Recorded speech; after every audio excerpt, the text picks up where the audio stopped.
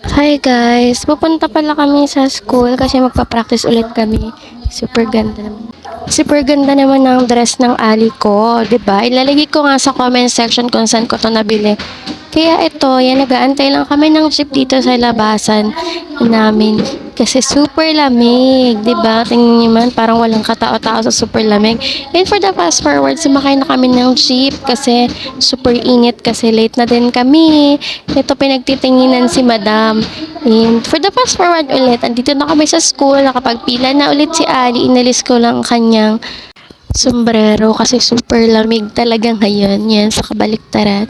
Kaya ito super sabi ko, Hali, dito lang ako sa may tabi kasi bawal kasing lumapit yung parents sa kanila habang nagpa-practice. Ito, init na naman si madam.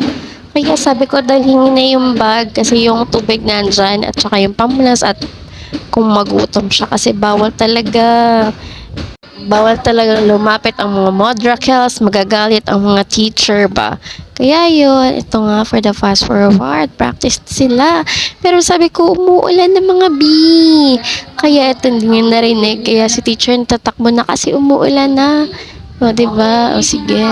Ram pa naman si madam. Yeah, charis lang. Ito na nga, nakarating na sila dito sa pavilion. Yan lang. Salamat sa panonood.